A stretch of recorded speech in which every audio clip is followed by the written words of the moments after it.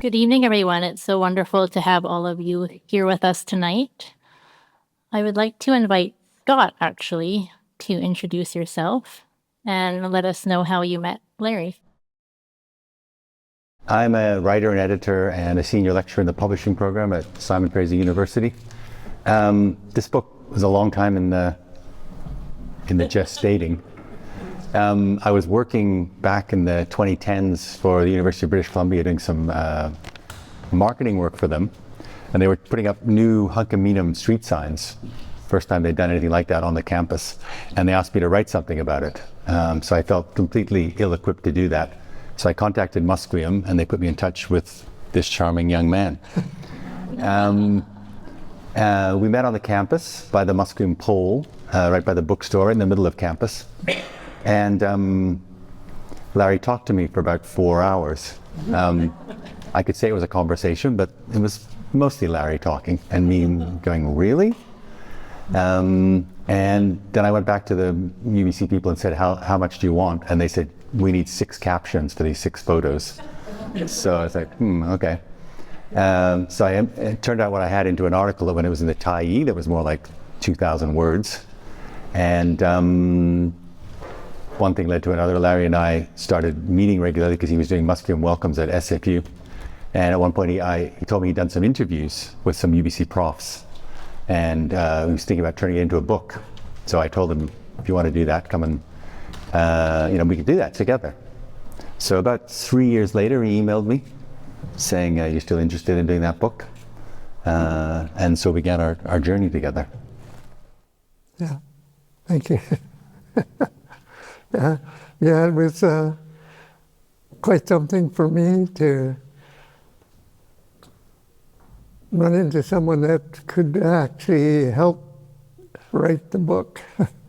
Because we had around 2004, 2005, did about 9 hours of taping with the previous assistant professor at the Musqueam language program and one of the mature students.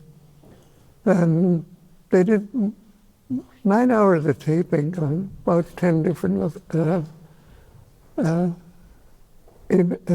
different types. And that just kind of sat there because there was some dynamics just wasn't working. And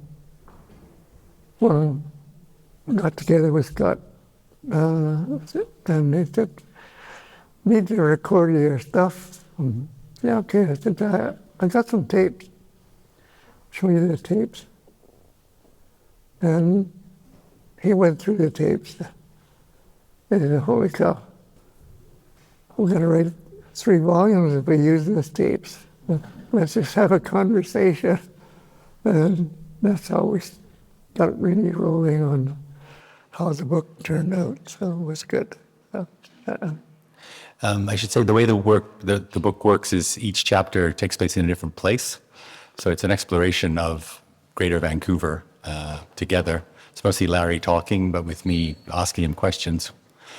We did the first 2 chapters and we gave it to my agent who went and found a publisher.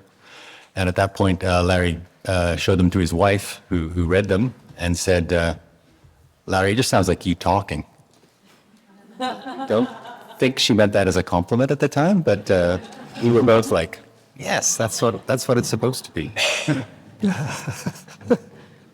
I guess she'd heard some of these stories before.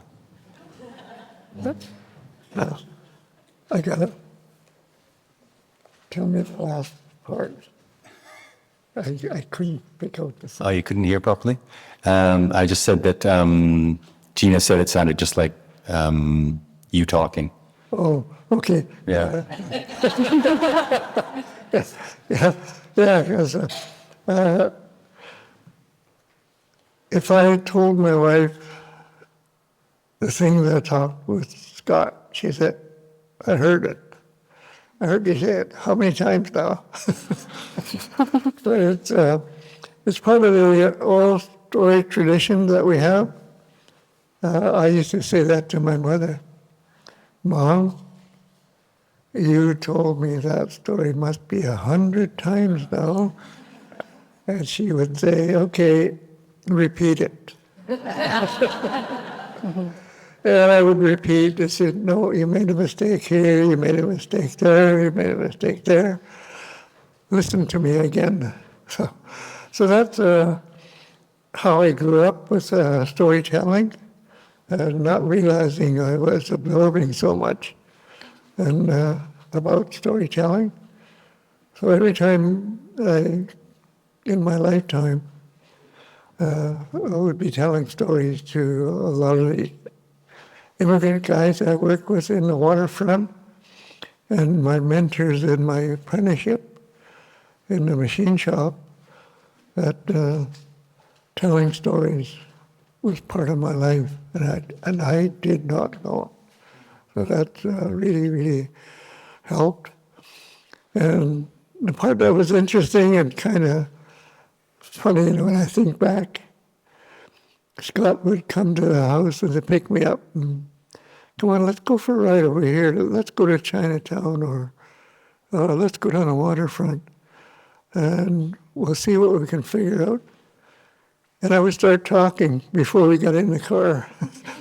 And he said, hold on. I haven't got the recording going yet. Don't talk.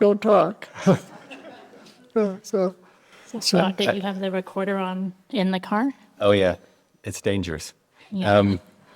I should add that this is the 7th event I think we've done, and so far most of what Larry has said has not been in the book. It's been stuff that he hadn't told me before. Even like the thing he just said about his mom correcting him when she told the stories. Every time he says that, I'm like, why didn't you say that earlier? And it would have been in the book, Larry. yeah. So I think I should just introduce Larry a little bit, Yeah. just to take a step back.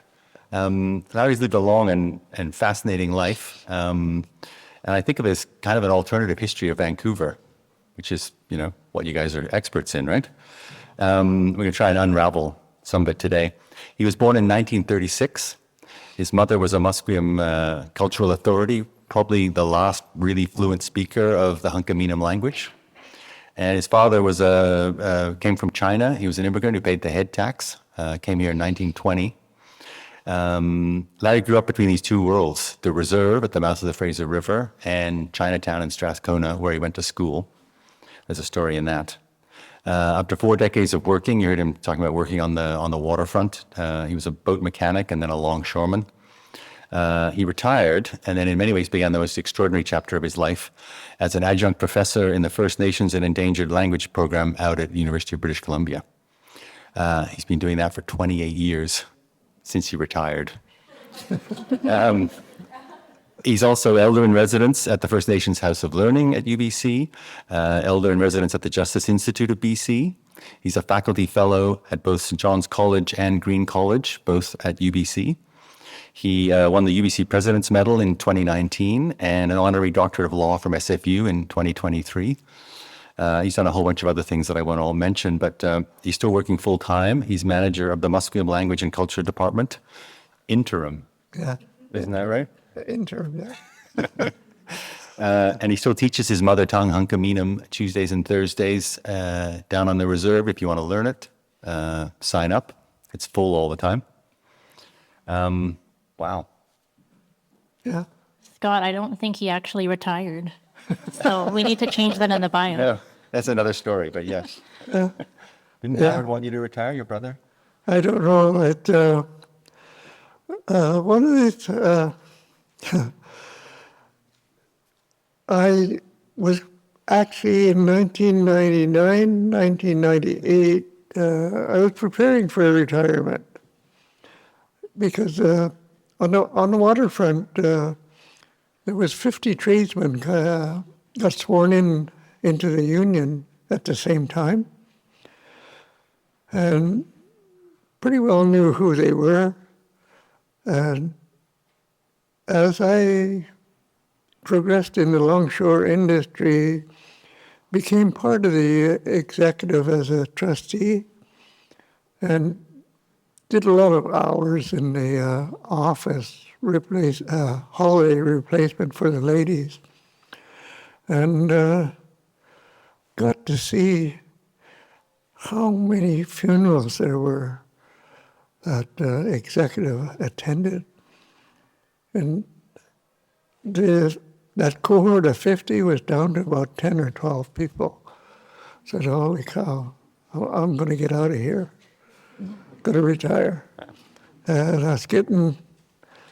I like woodwork. And I actually built a little house in my apprenticeship years for Mom to live in on the reserve. But that's another part of the story. That I had bandsaws, drill press, sanders, carving chisels, getting set up. But my young brother said, what are you going to do when you retire? I said, holy cow.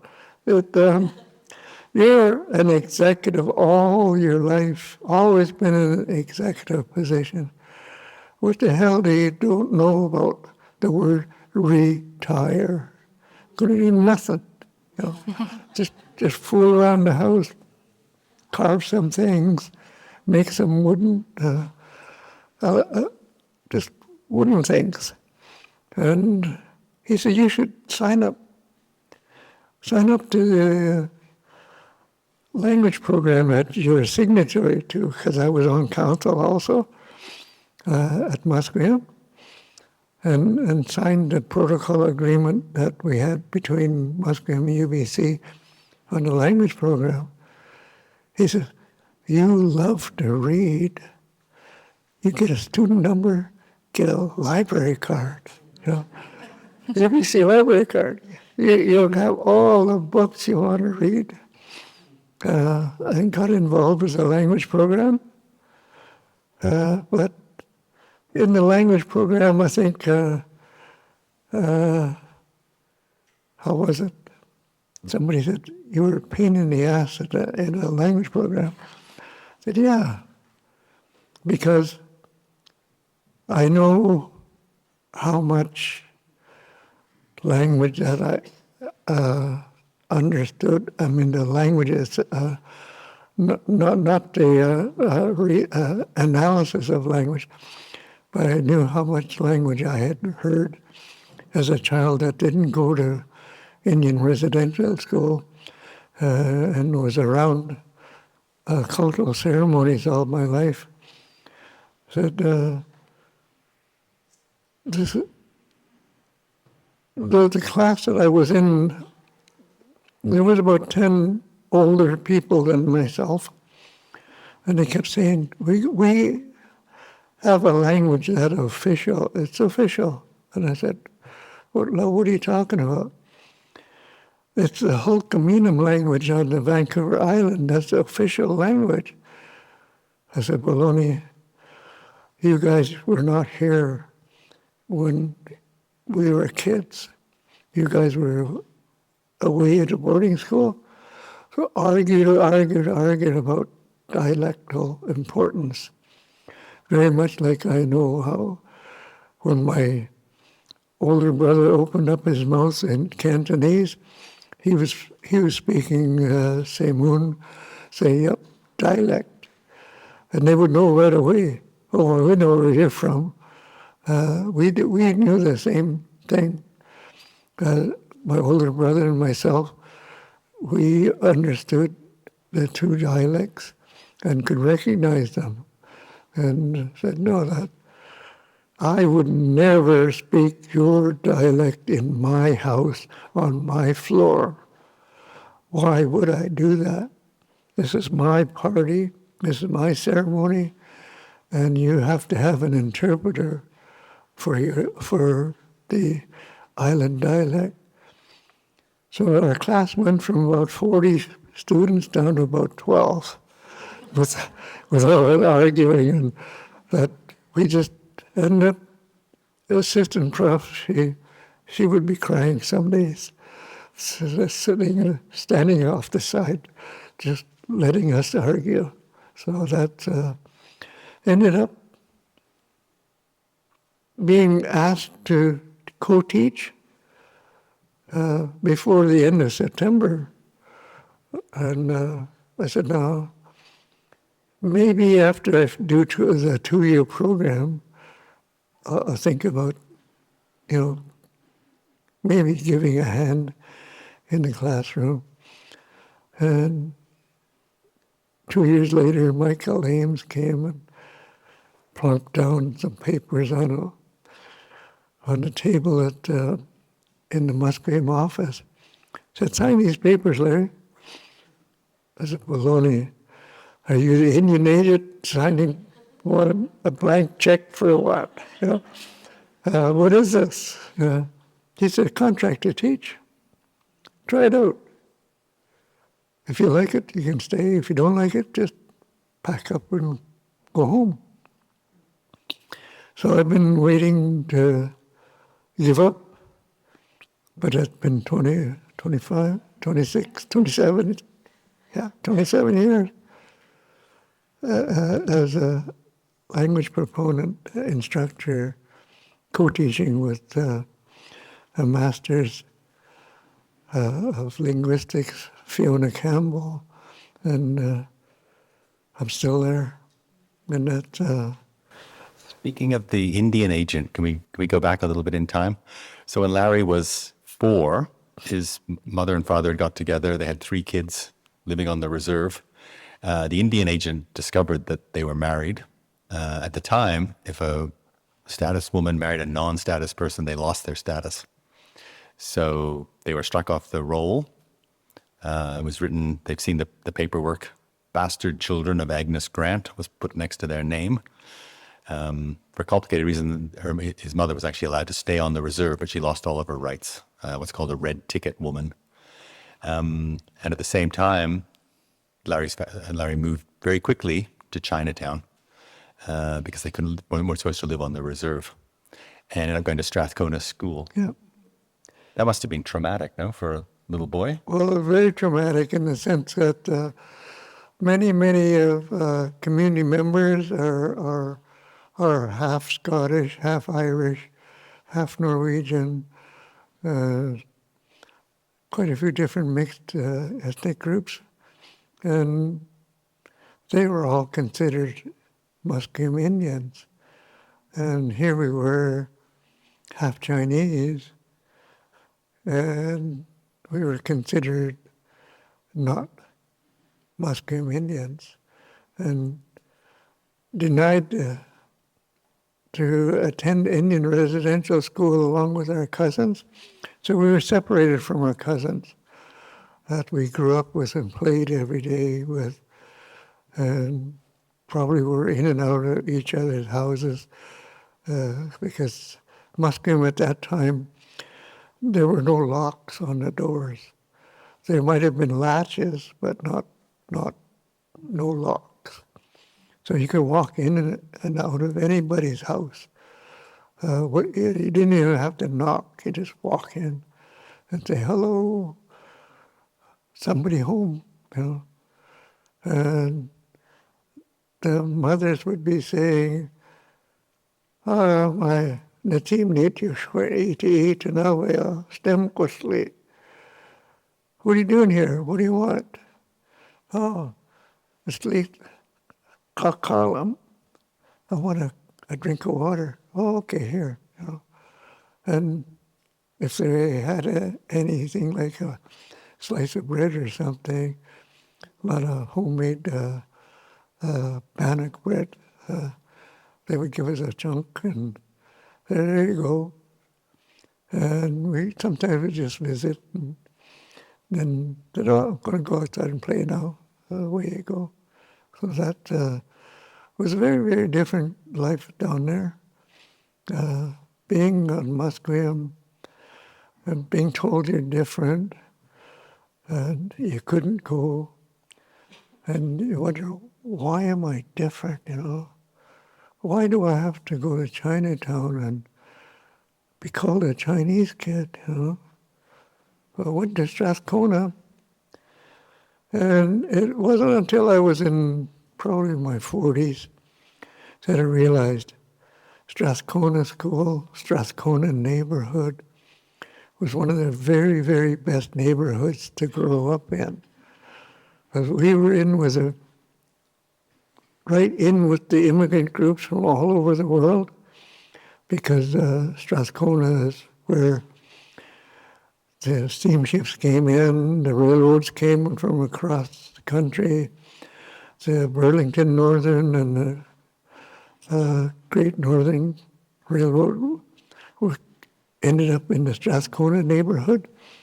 So we went to school with every different ethnic group that there was, people of color, not just Scottish or English, but people of color and hierarchical. A lot of Polish kids, Ukrainian kids, Scandinavian kids, Jewish kids, gypsies, black people, they were all there. And we got to go in and out of their houses too, to visit their grandparents and that. So we got to understand a lot about people, that people were the same no matter what their color was or religion or ethnic group. It was, but that hierarchy is there. And it's still there today because many of our policies are driven by the doctrine of discovery, and that's the doctrine of assimilation and denial. Who can be called a human being and who can't be? So that's part of my growing up that was hard to understand. The Chinese side was denied. Very specific numbers were allowed to come in the original groups.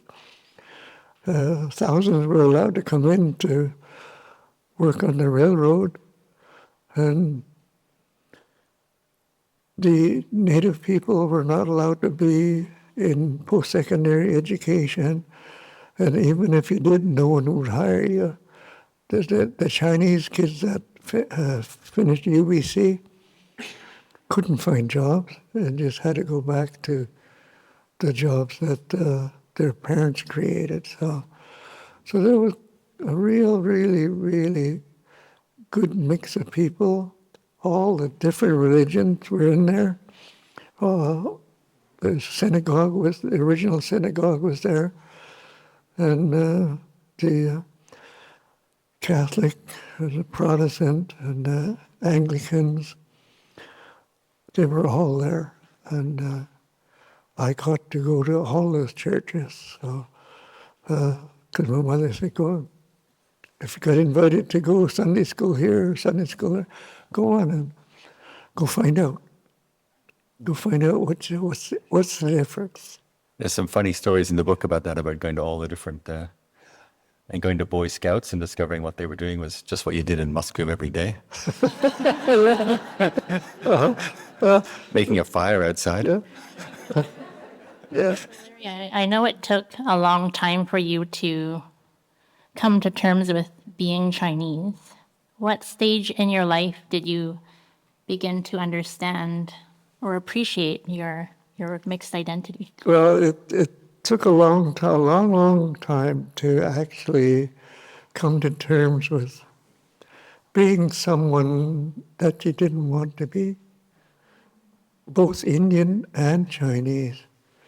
Because growing up in the Second World War, all the heroes were white guys, all the good cowboys were white guys, and all the bad guys were Indians or black or Japanese, especially after Pearl Harbor.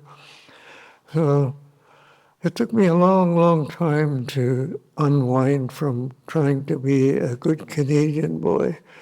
I can't be white.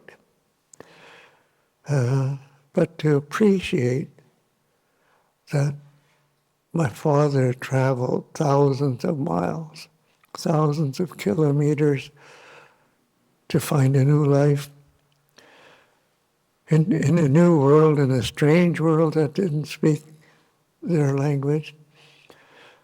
And Native people were still not recognized, even though they were given the vote in 1950s and the national vote in the 1960s. Not wanting to be an Indian, want to be a good Canadian boy and speak English. It was around the time I started to retire, was getting ready to retire, begin to understand things better. More so after taking the language program, that the words of my mother was, "You can't help being half Chinese. Your dad's Chinese. You can't change it. That's who you are. And you're part Musqueam too, and you can't change that either. But accepting yourself and liking yourself for who you are, that was quite a struggle. I know I grew up arguing Indian rights and title and things like that all through my work life, but it was self-worth and self-identity I couldn't associate with. So I was quite old before I began to understand the words of my mother. You can't change. You gotta love. You have to love who you are. You have to accept who you are. You are somebody. You are a person. You have a name. You have a Musqueam name also. That's who you are.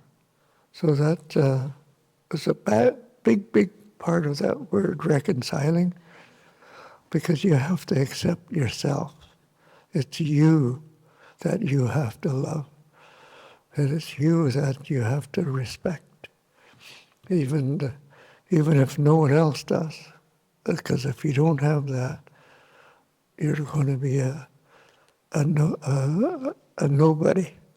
And that's because your mind won't accept you. And that really was a struggle for me. So, and it's a struggle that doesn't really show, makes you argumentative about a lot of things that are meaningless. And that's really when I started to accept myself. And I know your journey continued 12 years ago now when we went to China. Oh, yeah. For the first time to Larry's home village. That was quite the trip, wasn't it? Yeah, it was something. Now, Uncle Edmund, who lives in Burnaby, came to my brother's house, and I was there. He said, "Edmund's here, come on over," I went over, and he said, the bullet train, China's going to put the bullet train through the village that your dad grew up in. So if you want to see the village that your dad and grandparents grew up in, you better go to China. We can go this November. And this is early spring when he's talking. And I said, yeah, okay, I'll go right now, I'll go. And my older brother said, oh yeah, I'll go.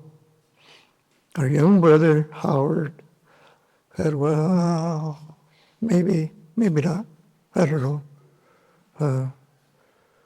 And he vacillated back and forth until it was a critical time to get a visa and passage to China.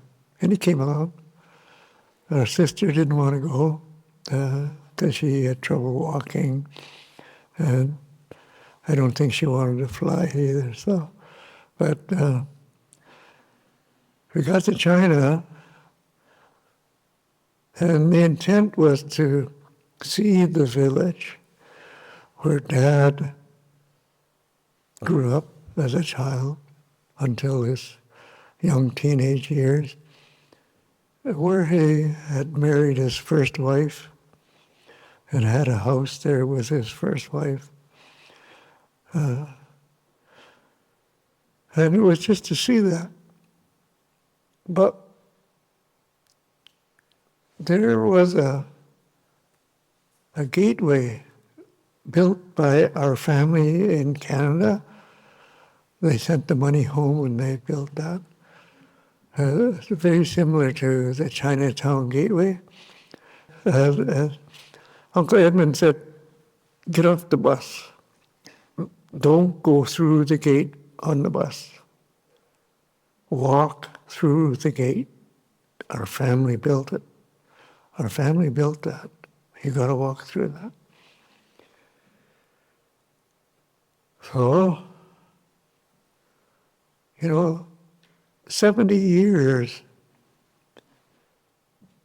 I guess it would be 65 years we were afraid to go to China because we might get left there. 5, 10 years learning the ways of our Chinese ancestors and not seeing Musqueam for 10 odd years. So always afraid to go. But when Edmund said, "They're going to tear down your building," I said, "I'll go." Because I knew it wouldn't matter if I kept me there or what, but they were not going to keep me there. But walking through that gate, knowing that I'm part of this community, the whole emotional feeling came down. I'm home. I'm home. I belong here. My dad's from here. My grandpa's from here. My granduncles are from here. I'm home. The life is now a full circle. Every part of me knows where I'm at. And unbeknownst to us, 50 some odd relatives were waiting in the compound. The house was in a walled compound. And they were all there hugging. They would have been all kissing too, but we're going to back up. So, met every one of them, and they, "What took you so long? Why you never come to China?" So, well, you're Gordy, you're Larry, you're Howard. We know who you are. They had pictures of us, and they had stories of us. And they said, "We've been waiting for you to come home." That Gordy, oldest brother, was number one grandson, living grandson. Dad was number one son. Grandfather was number one son. And great-grandfather was number one. Said to Gordy, "Now you own your dad's house." And Gordy said, "I don't want it. I don't want it. I'm not going to stay in China. I'm just here to see the village." But then they apologized too, because we gave it to your half-sister anyways. Because we didn't think you guys were going to come to China at all, ever. But now that you're here, we got to tell you. We gave it to your half-sister because we didn't think you were coming home. And by customary rights, it belongs to you. So, and then, because we had a half-sister that was alive in China. So, but she married a UK man in Manchester, just outside of neighborhood outside of Manchester, and had 2 sons there. Her first husband died. Second husband had 1 son. He's still in Manchester. The 2 first sons are in Sydney, Australia. One's on a ranch right in, just outside of this Sydney, and one's further in somewhere. So that's when I realized. So I think the moral of the story is go home. Go home. Yeah. Huh? Oh, yeah. So when Larry tells you to go home, it's not get off Musqueam territory. No. It's visit your ancestral lands. And I think that's such a powerful teaching, and certainly something Yeah. I've learned from you as a student. Yeah. I was wondering for you, Scott, having worked with Larry for several years as well, what has he taught you, and has he encouraged you to go home? Well, yeah, that's interesting. I've done one of those DNA tests, and I'm 100% Scottish, which is really boring. I was sure there was going to be Italian or something. But yeah, it's made me think I better go back to Scotland. I have been there once for like 10 days, but not very long. There was an interesting thing that Larry did teach me was I live above Spanish Banks, and when I was a little boy, my parents rented a house there. It's always been kind of part of my mental furniture, those beaches there. And Larry was telling me that when he was a kid, that it was all marshland, and that it was tall reeds, that there were trout and salmon in the streams. They've all been put into pipes. That there were ducks and all kinds of birds and muskrats, that his uncles used to catch them there and sell them to the Hudson's Bay. He told me all this, and I've got to admit, being a good white guy, I was like, really? So I went home and Googled it all. It's all true, of course. In 1930, the city of Vancouver did a 100-year lease with the province and took over that area. So they put all the streams into little pipes. They built parking lots, grass, imported the sand, put it all there, lined up the logs, and that's Spanish Banks. Like most urban parks, it's completely man-made. It's not at all a natural landscape. Yeah. And I've been living there my whole life thinking this was the way it was. It's kind of like Stanley Park. There's a very good book about Stanley Park you can read about inventing Stanley Park, it's called, how nature is so different. And interestingly, right now, they've done that. They've daylighted 2 of the creeks, Tatlow Creek, and now they just finished Canyon Creek. So at enormous expense, those of us who pay property tax, the city of Vancouver is turning those bits of Vancouver back into what they used to be when Larry was a kid. Which is kind of fascinating to me. To give you an idea of how recently Vancouver was colonized, when Larry's grandfather was born, 1860, there were not a single European settler in what's now the city of Vancouver. He remembers his grandfather very well. He and his wife went around by canoe and on foot. They later had a horse-drawn carriage. When when British Columbia joined Confederation, there was less than 1,000 settlers in the city of Vancouver. Greater Vancouver is now 3 million people. So I mean, the growth there has been phenomenal, but the change in the landscape. Larry knows the land very well. It was very fascinating traveling around with him and talking to him about. So you shared a photo of Grandpa Seymour and Grandma Mary. Yeah. How did they see what we know as Vancouver? The city of Vancouver didn't exist. It was Granville, I believe, and or Gastown. And we don't have a word adopted to represent Vancouver.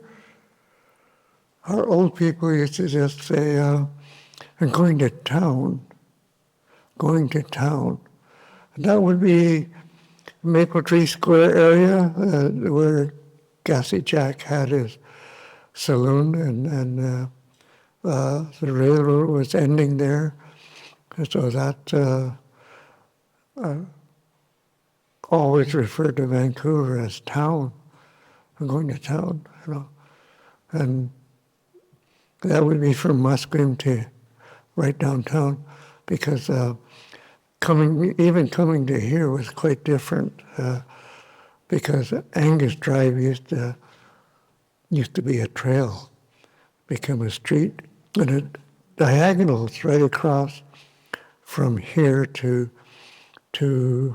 Marpole, just now, from downtown, so that a lot of the streets didn't exist. But most of the properties in Vancouver was acreage. See, it wasn't really Vancouver. It had different villages. The village of Marpole, the village of Carrickdale, Dunbar, and Point Grey. I didn't say Dunbar, right? Dunbar. Yeah. And you used to get around by streetcar, right? Back in the day.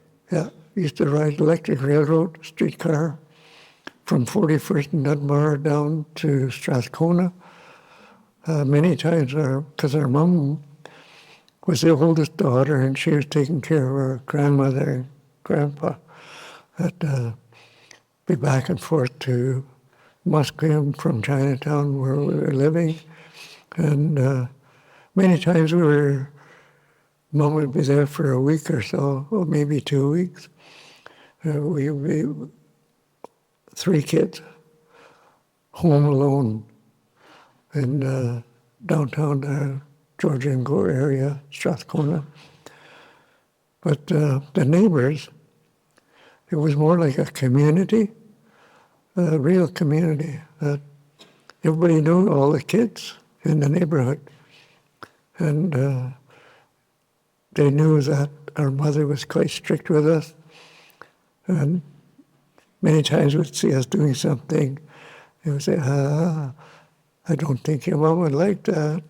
And our minds would go, how would our mom find out anyhow? Well, she would find out that ball us out. You're doing this, you're doing that. Who told you? Never mind. And so we got to the point where whatever Mom said, even though she wasn't home, that's what we'd do. So, but it was quite something. The little deli that was around the corner from us, we could get sandwiches from there and things like that. So, and they kept an eye on us. And people across the Gore Avenue, they kept an eye on us too. So there's a lot of things in the book about food. Larry's quite into food. And you were cooking from a very early age, huh? Oh, cooking? Cooking, yes.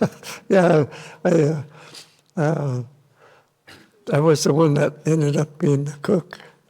To be able to, because there was no cereal in those days. It would be the mush cooker, the porridge cooker in the morning, and run home and have some kind of sandwich or some leftover food from the night before, and would be cooking a little bit of rice. I learned how to cook rice when I was 8 years old, and then steam rock cod, things like that. Or if we're lucky enough, we'd have just barbecue pork and rice. So that ate a lot of Chinese food. So that was how I. If you get to the middle of the book, you'll learn Larry's favorite dish from Newtown Bakery in Chinatown, which Scott got to try. But I won't tell you what it is. Speaking of food and local species, I really love your book cover, which I know Larry had a hand in selecting. Can you both tell us a bit about the book cover? And what do you see there? Sure. You want to tell us about the snake? Why has it got two heads?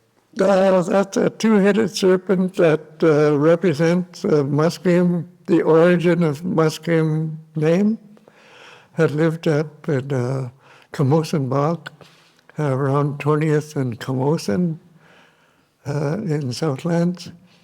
And we were told as kids never to go up there because that, a sʔəyəЛəq they called it, was so large it could swallow you whole. And not to go anywhere near it. And if you're in that area and you hear a mallard duck quacking out, really, really loud, don't go near that sound. That's the sʔəyəLəq trying to entice you in. And finally, it ended up not having enough food, and it decided to come down the hill. And our old people saw it coming down the hill, and they moved away, allowed it to come down. And it came down to the river, North Arm of Fraser, and went out to sea. But what happened, the body weight made the creek bed, but the droppings and the scales that came off the serpent, things died underneath all of that. And a year later, a new plant was born, and our old people called Musqueam. And we became Musqueam, the place where the Musqueam is. So that's how the origin of the name is told to be, how that became that. Right. And then the bok choy, these represent the Chinese vegetables that his grandfather or his father's family grew by the Fraser River on the reserve. Yeah. Hops, flowers. Larry was born in a hop field. Yeah. Do you want to talk about that? Yeah. Okay. Our family were picking hops up in Agassiz. I don't know if everybody knows what hops are used for. It's used to extend the shelf life of beer and also to kind of change the taste of the beer. But our family was up there, my grandfather, my grandmother, my aunties, and my mom were up there picking hops. As the men would be either out logging somewhere in some camp or fishing up north. And the women and children and old people either picked berries, like raspberries or blackberries, different berry farms. But my mom was pregnant with me when she was up there, and she knew roughly the time I would be born. And one night she was feeling discomfort and wasn't too sure if it was birthing pains or just stomach problems. Woke up her sister and said, "Hey, sis, I'm going to go to the outhouse. If I don't come back very soon, come out and see if I'm okay." Sisters, being younger sisters normally, promptly fell back to sleep. Yeah. And Mom went to the outhouse, unprepared for birth, and I was born. And it was my cries that woke up my auntie again, and she came out with whatever she had. That was my receiving blankets were newspapers. They wrapped me up in newspaper. So it was something. And I was born about at least 2 months premature, minimum of 2 months premature. My grandfather, when he saw me, said to my mom, "Stay home. You don't have to go out in the field. Stay home and look after your baby." But he's so tiny. It is early, and you don't know if he's going to live.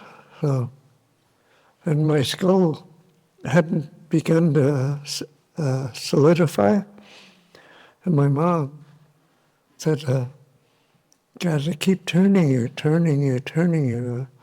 reforming your head, because if you were too long in one position, it would flatten." So I was there, kind of like a prime rib roast getting rotated around. So it was one of those things. But for me, took me another lifetime to actually appreciate the work that I created for my mother. That she kept me alive in these unsanitary conditions, because back in the day there was no paved roadways, very few paved roadways, and most of them were cobblestone. And there was no running water, no hospital, no doctors. The outhouse was not as clean as a Johnny on the spot. So my mom kept me alive in those very unhygienic, unsanitary conditions. And I'd never gone to a hospital until I got older. And it's something that I couldn't believe that she kept me alive under those conditions. And now I'm still here. Now I'm the oldest brother now, because the older brother died a couple of months ago. So it's really, really something in my mind, how much work that I created. And I do have a little mattress my mom was preparing for her baby, but not a premature baby. So she had to shorten it quite a bit, and it fit in a size 7 shoebox. So it's quite tiny. And Dad could hold me in one hand, like that, a little tiny, tiny baby. It's really amazing to me. So, Wow. I think that's the important thing here. There's salmon, obviously, yeah. and salmon berries, but you guys know about those. Yeah. What about the yellow flowers? Although the upper flowers are just flowers. Okay. Decoration. Thought I would double check. Yeah. They're just they're space fillers. Yeah.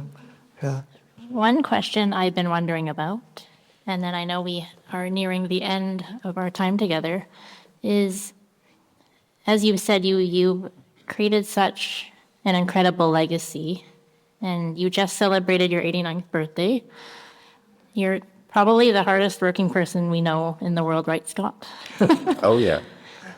I was wondering, after all this time, you're approaching about 30 years of doing this work as a language teacher and as a cultural leader and speaker. Do you feel like things are improving in society, in Vancouver and Canada? The awareness is improving, because in 2001, when I was or 2000, I was called to the band office. The chief wants to talk to you. One of the council members and the chief were discussing a replacement for an elder that had passed away. So I got down there and I said, why am I going to the principal's office, what did I do wrong, And they said, I want to know if you want to take Uncle Vince's place because he's passed away. I said, yeah, I know he's been gone a couple of years. Well, he was out there at the House of Learning, and it was really, there's older guys than me that could go there, and they said, no, we've gone through all the names, and it keeps coming back to you. So we've done it 3 times now, so we're asking you, go out. Will you go out? So I went out to UBC. They said, if you don't like it, just come home. You don't have to be out there if you don't like it. So I got out there. What's the role of the elder here? We don't have a program. I said, what did Uncle Vince do out here? Oh, he came out, just kind of said a prayer here and there, and did a welcome whenever he showed up. And you can do that too. I said, yeah, but it doesn't make sense. This House of Learning for the students, the native students. Can we set up kind of a designated timeline for it? And the assistant director of the House of Learning said, you can set it up. I said, me? I said, yeah, you set it up. But do what you want to do, but you set it all up yourself. And that'll become the program. So that's something that I've really helped to develop. So when the replacement director came to associate director, she said, what's your job description? I said, I don't have a job description. Well, what do you do?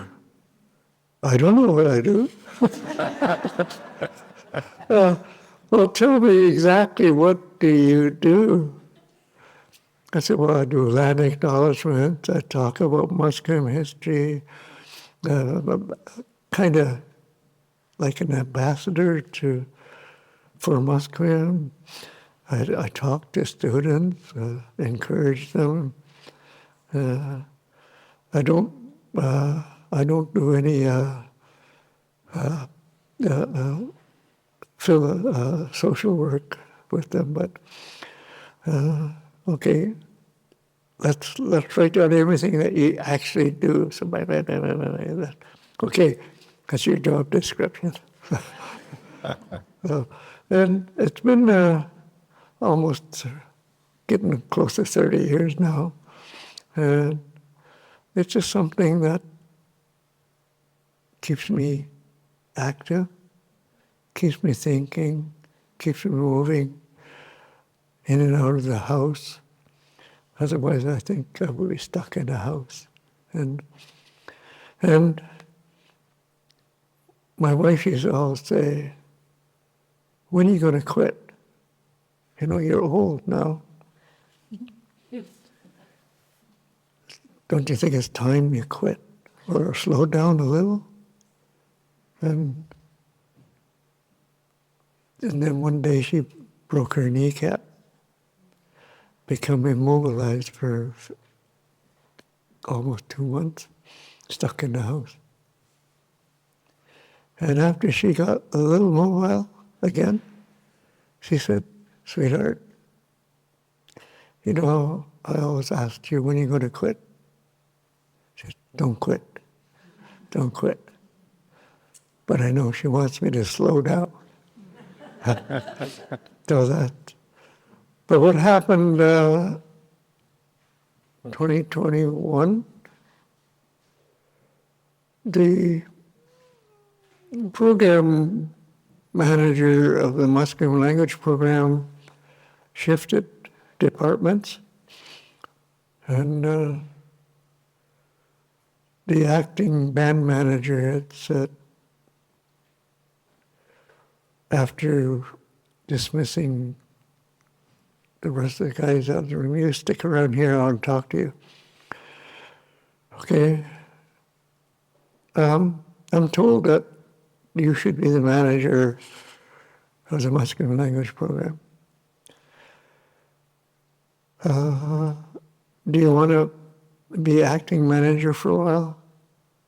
I said, well, I don't know. Do you want it or not? Because we'll find somebody else. Yeah, I guess I will. So at that time, I was a consultant, working part-time, a couple of days a week, and for the language department. And so I've been intern since 2021. And it's really, I think, fulfilling to see the changes that have happened, and the awareness of all the different things that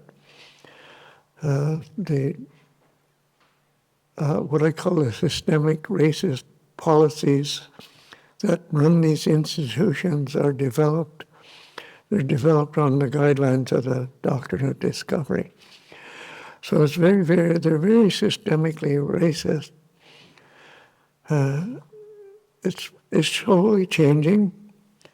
And even now, we've had an invitation to talk about this book with the Board of Governors at UBC in December. So that's a big change. That's a huge change. Because when we were naming the buildings, the naming committee resisted like crazy, just absolutely dismissed Musqueam. But Sarah Ling and John Spencer Lindsay, two undergrad students, kept negotiating or pestering them, and they called us back to the table after a year. So thanks to Sarah and John Lindsay, we got the name. And the Board of Governors had asked the Totem Park manager come and explain these names and how they're spelled and why they're spelled that way.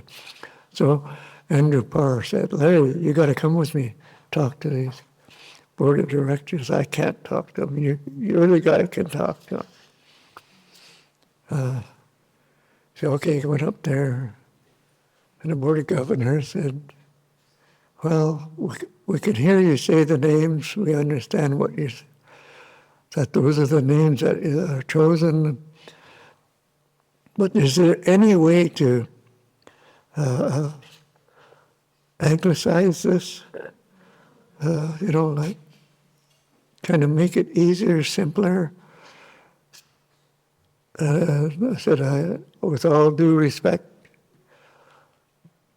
I understand you're all very, very learned people as a Board of Governors of UBC.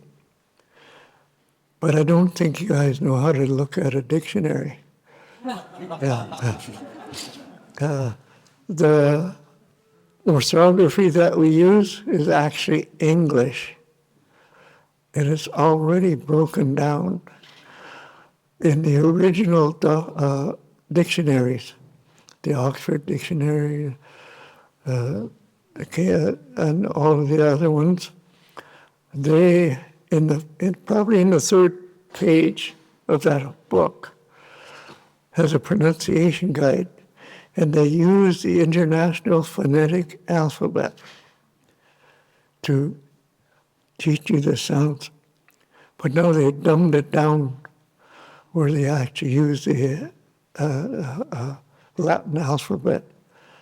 And it's okay for English, but it's no good for native Indigenous languages. So there's nothing in the Latin alphabet that makes it makes the correct combination of letters. There's a little bit of history here. You guys are historians, right?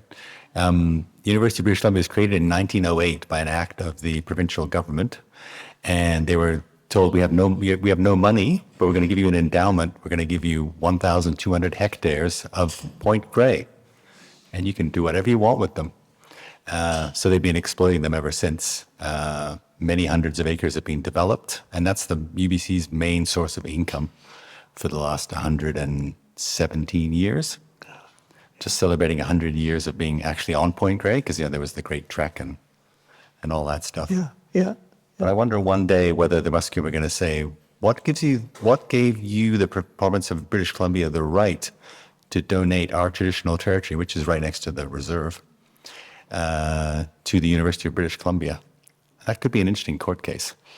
Something similar actually happened a few years ago with the golf course. The golf course was sold by the province to UBC for $10 million. And the Musqueam challenged it, saying, show us the bit of paper that says you can sell this to anyone. And the Musqueam won, and they now own the golf course. So it went to the Supreme Court of British Columbia. Yeah. Just saying. That's something that even that one, even though we had won the Guerin case, which the fiduciary of the federal government was in the document,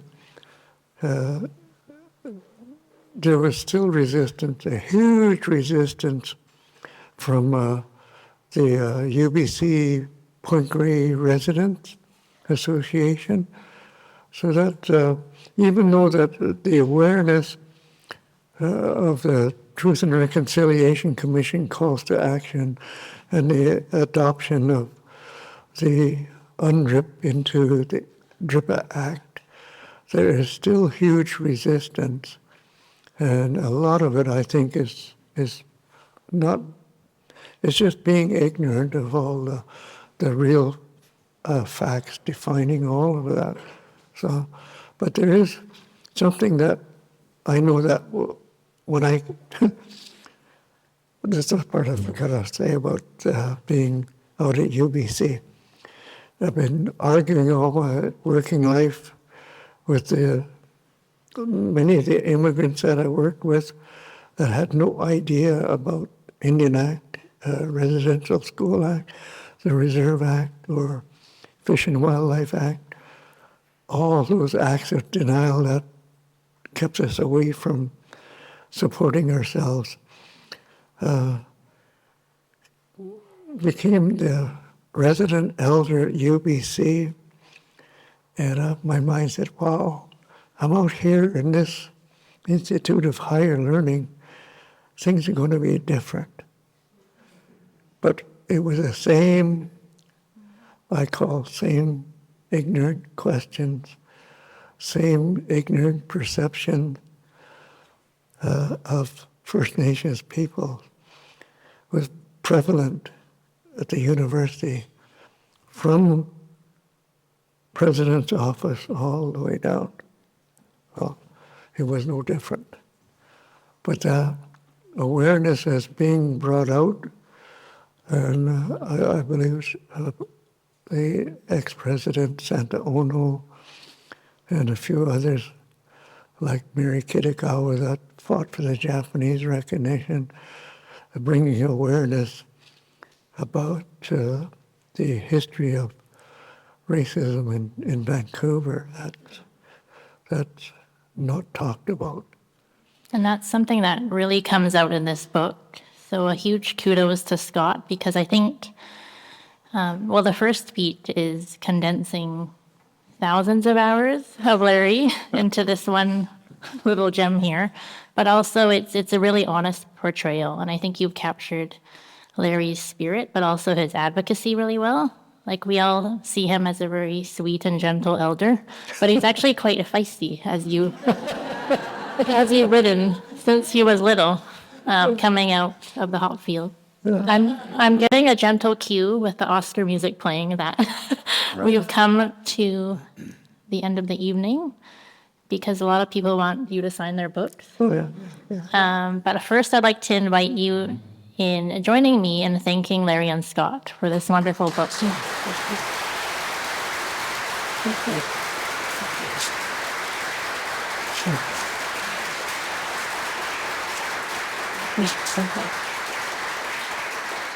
I just wanted to say one last thing. A funny thing happened the other day. Larry was explaining something to me, and he used the word fiduciary, and I was like, "What does that mean again?"